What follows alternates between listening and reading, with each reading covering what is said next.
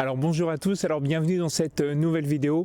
Alors aujourd'hui c'est la troisième partie de la série de vidéos consacrées aux réponses que je vous apporte par rapport aux questions que vous m'avez posées. Donc la thématique de cette vidéo va être sur la sélection de valeurs, comment moi je choisis mes valeurs, quels sont les critères de sélection de titres et comment j'intègre ces choix au sein de mon patrimoine. Voilà, je vous partage tout ça derrière le PC et je vous dis donc à tout de suite.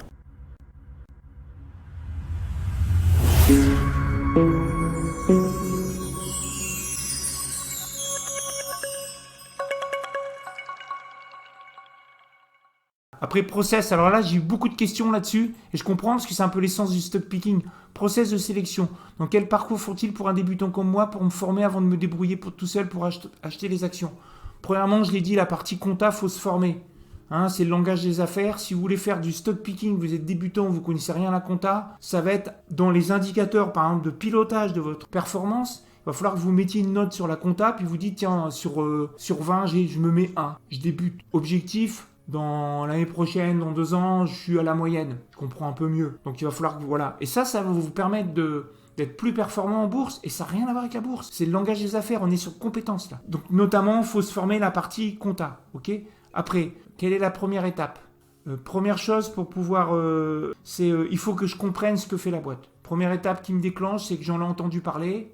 On va dire en degré de confiance des gens avec qui j'interagis. Quand j'ai de la confiance qui me parle d'un truc, je regarde. Et il faut que je comprenne le métier. Donc ça dépend de votre passé, de votre cercle de compétences, comment vous le montez en compétences. Si vous êtes déjà dans le logiciel, il est possible que vous soyez déjà balèze dans le logiciel.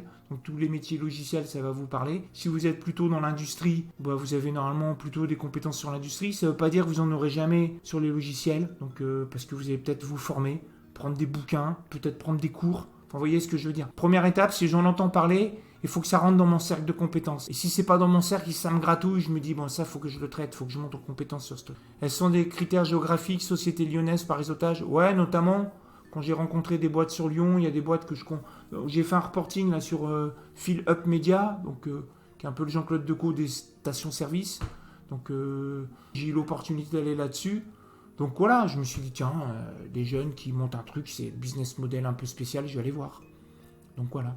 Ressources SFAF, oui aussi, ouais. Donc la SFAF, c'est la Société Française des Analystes Financiers dans laquelle je fais partie. Et il y a effectivement beaucoup de maillage qu'on peut avoir, notamment pour rencontrer des dirigeants. Donc oui, je peux être amené à me connecter ou aller à une SFAF de boîte que je ne connais pas spécialement. Puis comme ça me permet d'avoir directement accès au management. Ils présentent la société, les comptes, je vois comment ils se tiennent, comment ils réagissent aux questions, parce que des fois, il y a des questions, ça gratouille quand même. Systématique sur publication, non, pas forcément. J'irais, en fait, peu importe le prétexte qui va faire que je m'intéresse à la boîte, ce qu'il faut, c'est que ça rentre dans mon cercle de compétences et que la façon dont on m'a sifflé, tiens, intéresse-toi à ça, j'ai la confiance dans ça. Accordez-vous beaucoup d'importance aux dividendes? Non.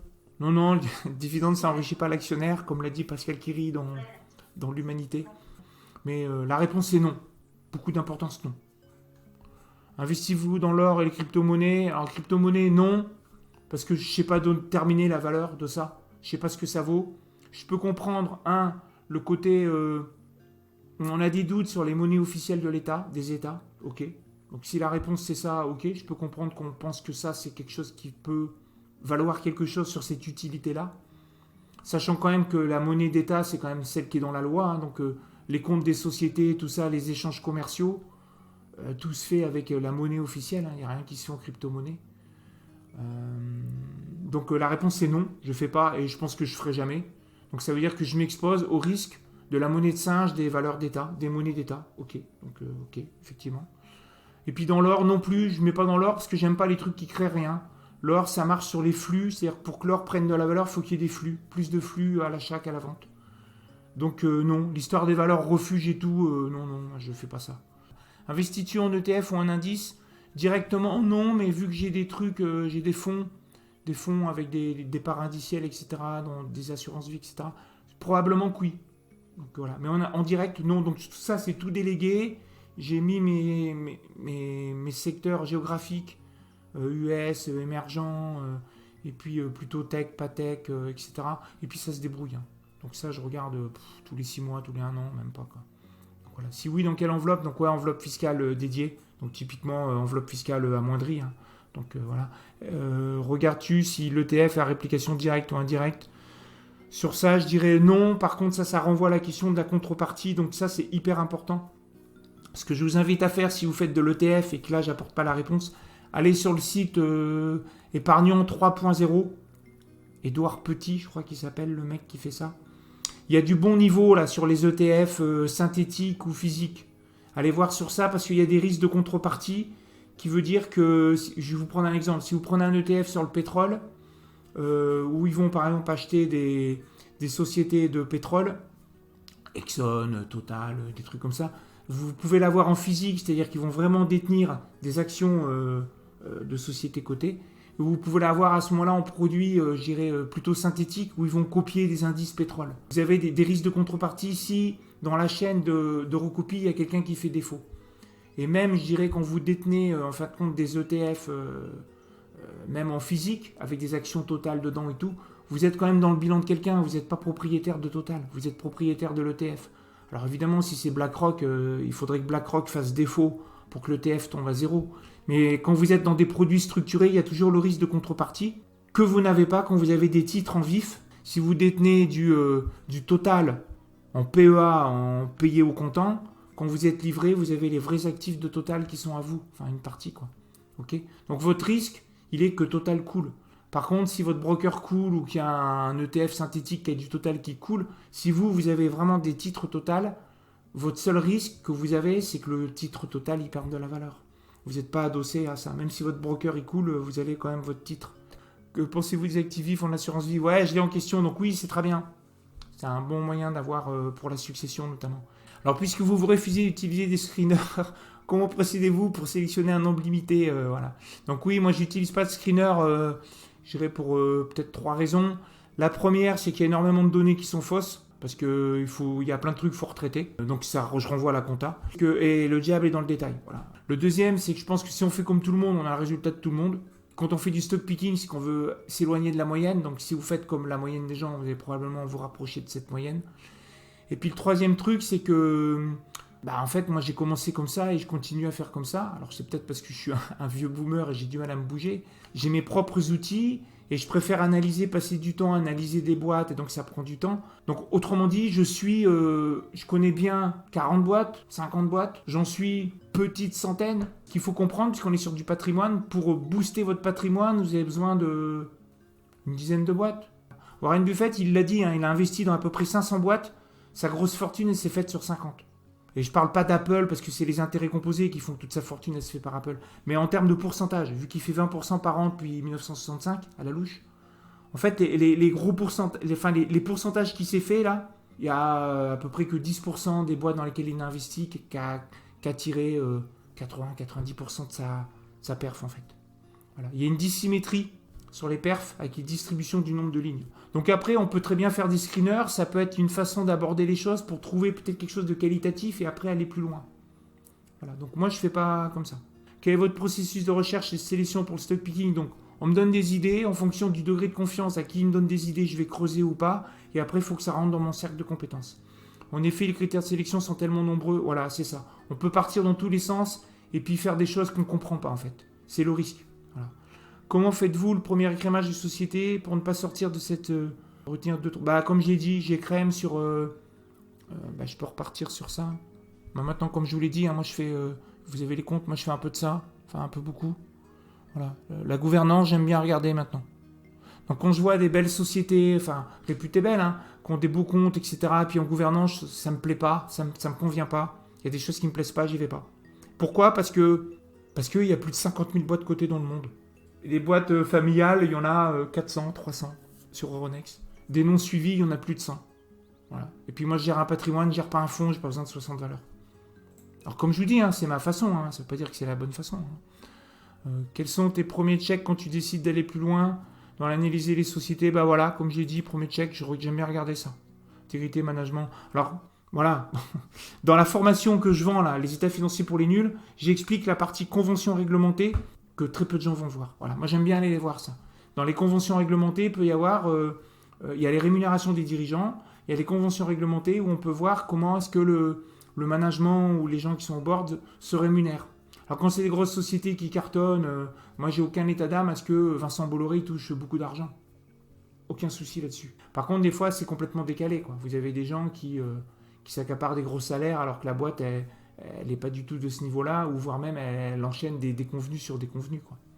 Donc voilà, ça fait partie des premiers checks que je faisais pas il y a 20 ans. Il y a 20 ans, j'étais plutôt, j'ai commencé par l'analyse technique, donc j'étais là-dessus. Après, j'ai arrêté au bout de 3 ans, et puis après, je suis allé plutôt là-dessus, puis maintenant, je vais sur tout ça, là. L'idée, c'est pour pas dépenser trop de temps à faire tout et n'importe quoi, j'essaie de recentrer, cercle de compétences, hein, je vous le dis. Hein. Vous n'avez pas besoin, dans l'année, si vous voulez découvrir de nouvelles sociétés dans l'année, vous pouvez en faire, je sais pas, une par mois. Ou... Moi, je pense que quand vous découvrez 500 boîtes à l'année, vous survolez tout. Et donc, conclusion, sur ces 500 boîtes, si vous en mettez 70 en portefeuille, quand il vient d'en avoir une qui va se prendre un pet de moins 15%, vous allez vous poser plein de questions, parce que vous ne savez pas pourquoi, comment ce qu'a fait, en fait. J'exagère à peine, mais... Comment choisissez-vous votre point d'entrée? Ouais, j'aime bien lisser quand même. Parce que je suis pas trop sûr, même en étant très focus sur la qualité des boîtes et j'essaie de comprendre. Gestion, tenez-vous compte des enveloppes fiscales? Oui, absolument. Pour faire les intérêts composés, donc pour votre patrimoine, utilisez les intérêts composés et une façon optimale, c'est de optimiser la fiscalité. Donc tout ce qui peut être enveloppe fiscale allégée, genre PEA, PEA, PME, faites-le. Détenez-vous des titres nominatifs ou administrés pour bénéficier d'actions gratuites? Non, les actions gratuites, ça sert à rien. Ça fait plaisir, mais ça paye rien, en fait. Ça dilue tout le monde et après, ça fait plaisir. Voilà. Après, vous avez des boîtes qui le font et qui sont bien gérées, mais elles ne le feraient pas, elles seraient toujours bien gérées. Donc Air Liquide et L'Oréal ou Seb sont des boîtes bien gérées et qui pourraient se passer d'actions gratuites. L'action gratuite, c'est, honnêtement, je vous le dis, pour moi, ce que je pense, c'est que c'est un leurre. Par contre, ça fait plaisir. Vous en avez 10, paf, le lendemain, vous en avez 11. Mais le bénéfice net par action ou le cash flow hop par action, bah, il a baissé aussi. Par contre, oui, j'ai des titres qui sont pas au porteur au nominatif parce que j'ai des sociétés qui sont sur du marché libre, hein, Euronet Access. Donc voilà, donc tout ça c'est au nominatif. Quel conseil donnerais-tu à un jeune pour développer son patrimoine? Se former, les intérêts composés, avoir une cartographie de ça que je donne, pareil, que je vends dans une formation sur développer son patrimoine. Je vous explique ça, c'est un tableau que j'explique comment on construit, qui est à faire pour piloter son patrimoine. Toujours pareil, si vous voulez faire de la perf en sport, si vous voulez perdre des kilos, il faut peser des choses. Donc si vous voulez développer votre patrimoine, premier truc à faire, c'est état des lieux. Par exemple, j'ai 35 ans, mon patrimoine, il est comment?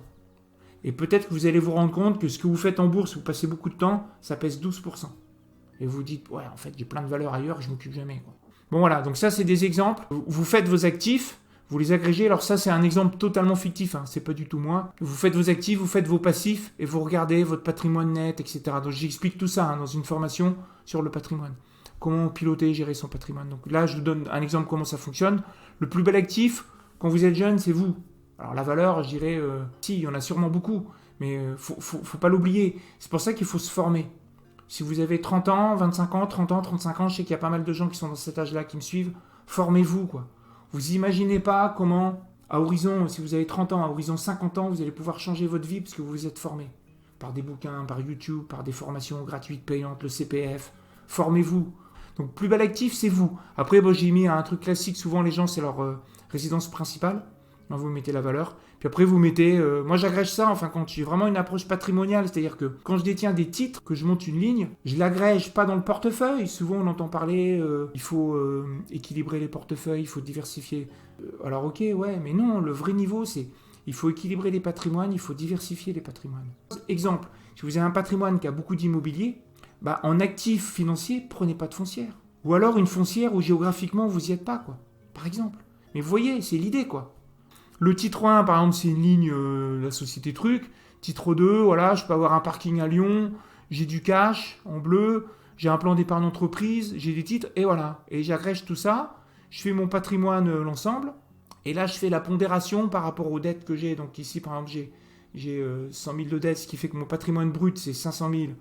J'ai 100 000 de dettes, donc ce qui fait que mon patrimoine net, c'est 400, et je mets tout en pourcentage du patrimoine net. Autrement dit, là, sur ça, mon patrimoine brut, c'est 500 000 euros. J'ai des dettes financières de 100 000 pour payer l'immobilier, par exemple. Mon patrimoine net, c'est 400 000 et 45% du patrimoine net, c'est ma résidence principale. Autrement dit, par exemple, ce titre ici, s'il perd 50%, vous avez perdu donc 19 divisé par 2, on va dire 10%. Vous avez perdu 10% de votre patrimoine. Moi, je gère tout en pourcentage du patrimoine. Que fais-tu du cash accumulé en attente d'être investi, surtout en période de forte inflation? Ouais, donc ça, je l'explique aussi dans ma formation. Moi, j'ai toujours de l'épargne de précaution, en fait. Parce que l'idée de... Donc j'ai du cash accumulé, qui est mon épargne de précaution pour que si jamais j'ai un souci de vie, une voiture qui tombe en panne, un arrêt maladie longtemps, voilà, que je puisse continuer à laisser mes intérêts composés sur les actifs financiers qui sont à temps long, 3 ans, 5 ans, 10 ans, 15 ans, 20 ans, 30 ans, sans avoir besoin de vendre. Donc c'est le prix à payer d'avoir le cash de côté, l'épargne de précaution. Quand il y a l'inflation, vous allez perdre de la valeur, c'est le prix à payer pour avoir la sécurité de ne pas toucher à ce qui compose les intérêts. Moi, je le vois comme ça. Et c'est ce que j'explique dans les formations. Pour l'immobilier, as-tu la même philosophie d'investissement que pour la bourse? Non, j'ai pas la même philosophie d'investissement pour la bourse ou l'immobilier. Enfin, je dirais c'est assez simple. Hein. C'est l'emplacement, l'emplacement, l'emplacement. Voilà. Puis après, c'est les taxes, les taxes, les taxes. Parce que vu que c'est pas délocalisable, c'est hyper taxé. Donc je suis conscient de tout ça. Donc non, j'en ai un peu, mais voilà, moi enfin comme je le dis, à des gens qui ça fait éventuellement pas plaisir, mais attention, il y a un piège que moi j'identifie de la classe moyenne, c'est si vous voulez développer votre patrimoine, il ne faut pas rajouter de l'immobilier que vous avez, quoi. Il existe en termes de quantité très peu de gens qui ont 5 millions d'euros de patrimoine et qui ont tout en immobilier. Hein. Patrimoine net. Hein. Parce que 5 millions de patrimoine brut avec tout en levier, ok. Mais je parle de patrimoine net. Que penses-tu des plateformes participatives? Il y a des bons rendements, il y a les risques associés. Donc on peut se lancer, je pense. Oui, on peut se lancer. En plus, je pense que ça correspond à peut-être des besoins sociétaux. D'avoir un peu plus de sens que peut-être d'avoir du 7% par an avec ABC Arbitrage, où ils font de l'arbitrage sur des titres financiers. Mais toujours pareil, vous gérez ça par le sizing de vos positions sur votre patrimoine. Vu qu'il y a plus de rendement, mais forcément il y a plus de risques. Hein. Ça peut beaucoup plus couler que ABC Arbitrage ou que Total. Hein. Le cours vraiment pas cher vu la qualité, je dis ça en connaissance de cause. Ah, j'ai acheté ce cours, ok. Merci, merci. Merci Mathieu pour la pub. Sur le cours, sur comment gérer son patrimoine. Quel conseil donnerais-tu à un jeune? Voilà, pour développer son patrimoine, on se forme, peu importe, à ma formation ou une autre, ou pas de formation, mais faut se former en fait. Ce que je veux dire, c'est que, je l'explique aussi dans cette formation, ça s'apprend pas en fait. On apprend à l'école à gérer les dettes des États, donc à lever les dettes, à gérer les entreprises, les dettes des entreprises. Mais en fait, toi, ton argent, si tu mets de l'épargne de côté, tu as 500 € par mois de côté, 1000 €, 2000 € ou plus ou moins, mais peu importe. En fait, on t'apprend pas qu'est-ce que tu dois en faire, quoi. Donc, tu fais en fonction du doigt mouillé, quoi. Alors, tu fais un peu de bourse, parce que la bourse, c'est le truc qui marche. On te parle d'immobilier, tu veux faire de l'immobilier. Alors, vu que les tickets d'entrée sont élevés, bah, t'oses pas trop, donc tu prends... Et en fait, tu pilotes pas, quoi, en fait. Ce qu'il faut, c'est que tu aies une stratégie. Comment font les gens qui performent? Donc, moi, j'en parle là-dedans. Comment font les gens qui sont réputés riches? Quelles sont leurs répartitions d'allocation d'actifs qu'ils ont? Comment toi, tu peux t'inscrire là-dedans? Qu'est-ce qui t'intéresse? Qu'est-ce que tu délègues? Qu'est-ce que tu fais toi-même? Etc., etc., quoi. Donc, voilà. Donc, moi, je dirais, il faut se former, en fait. Il faut se former. Ou alors avoir la chance, ce qui est un peu se former, dans son entourage, d'avoir des gens compétents. Voilà, faire du mentorat, avoir des gens qui t'expliquent des choses. Moi, c'était mon cas. Moi, je me suis formé presque gratos. Il y a des gens qui m'ont expliqué des trucs. Bon, voilà, j'ai fini avec cet extrait de cette conférence. Donc, si ce type de conférence vous intéresse et que vous voulez être invité aux prochaines conférences, dans ce cas, c'est très simple. Vous vous inscrivez à ma newsletter. Donc, pour ce faire, vous cliquez sur le lien dans la barre de description. Vous rentrez votre mail et vous recevrez automatiquement mes futures invitations à ce type de conférence. Vous recevrez aussi toutes mes publications en lien avec la bourse et le stock picking. J'ai mis aussi dans la barre de description le lien de cette formation comment construire et développer son patrimoine qui est notamment évoqué dans cet extrait de conférence. Voilà, sur ce, je vous dis donc à bientôt et prenez soin de vous. Ciao!